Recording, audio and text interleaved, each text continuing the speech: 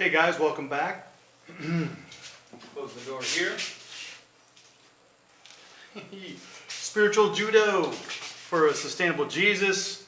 I'm your host, Mark Collenberg, Rego-Monteiro.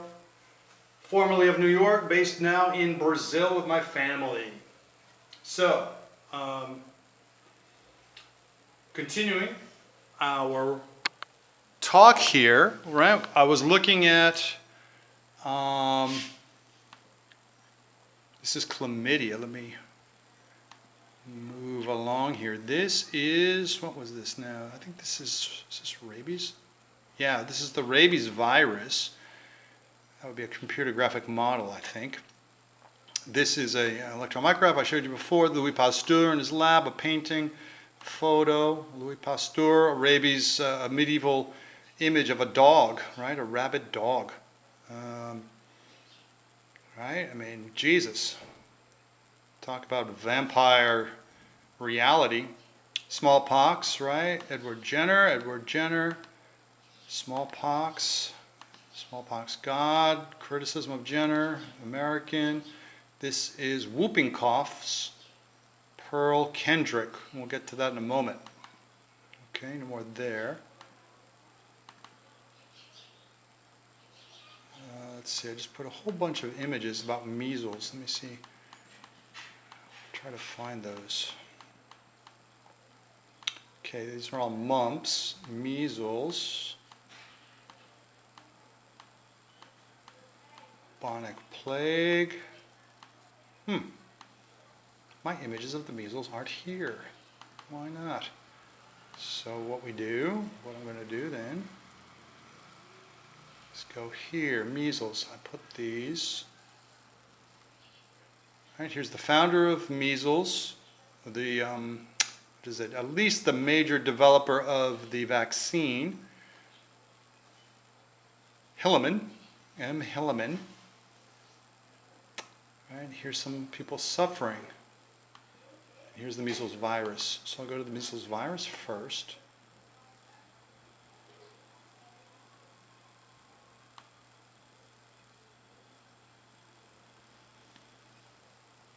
And let's see, did it show up? Here it is.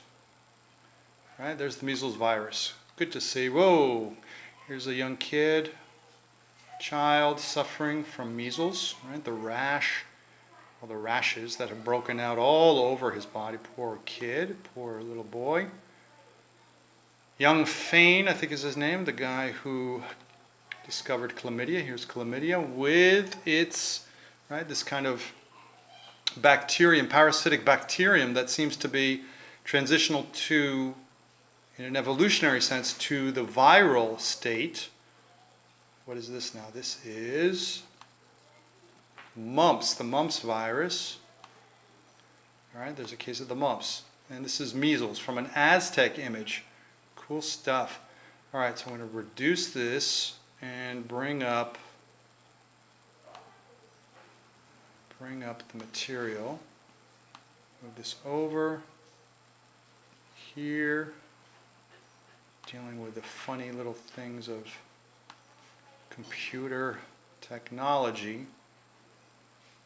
Man, how do those guys in Hollywood do it? Man, they have some good systems going. Okay, so rubella, with its similar rash to measles, had to be distinguished, right? 1962, only in 1962 it was identified. Vaccine in 1969, the 1970s, a triple vaccine developed. Mumps was recognized by Hippocrates, 400 BCE. World War I and World War II, it was a problem. 1934, it was recognized that it was caused by a filterable virus. Right, the electron microscope was invented in 1931, but clearly it was not that easy a device that to get a hold of. So in 1967, then Hilleman developed the vaccine then for mumps. So now let's see, and then now it's the question. I mean, this is a whole other detail, right? To get alert to, did they use the serum that was in 1901 was the first, the manner of creating a vaccine for diphtheria and for tetanus, for diphtheria in particular, by Emil von Behring?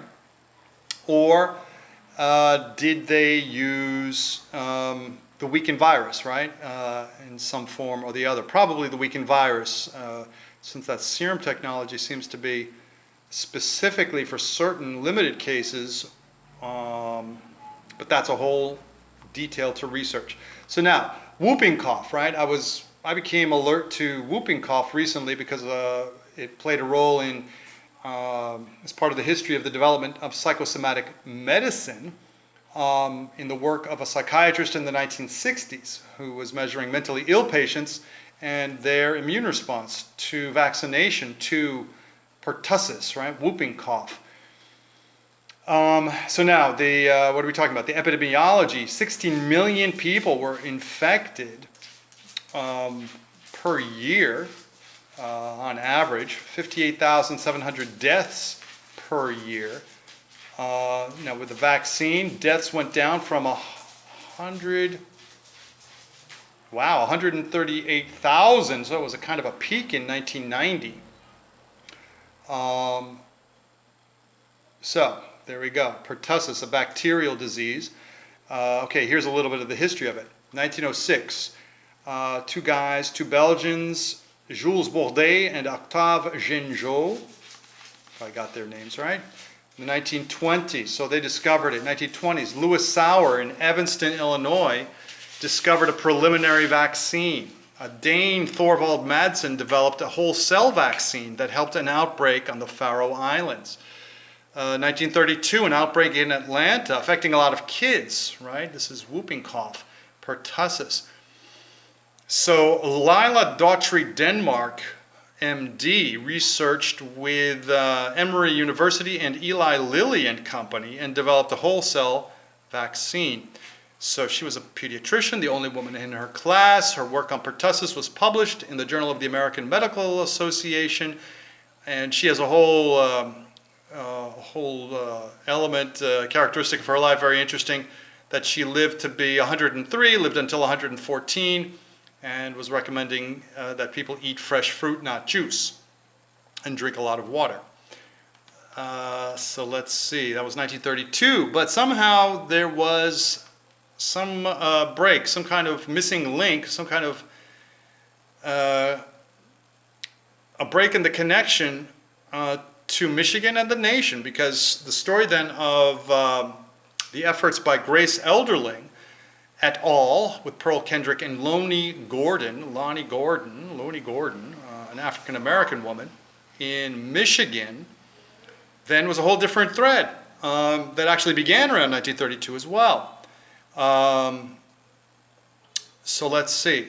They met in 1932 in Grand Rapids and Lansing and so on.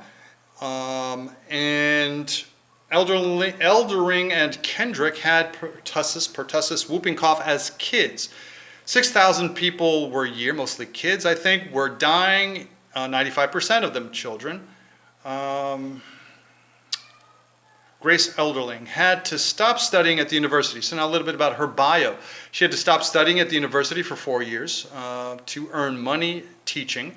She started by volunteering at the Michigan Public Health Department. She was hired, and as research on whooping cough began, she led cough plate diagnostics, right? There's a visual image about it.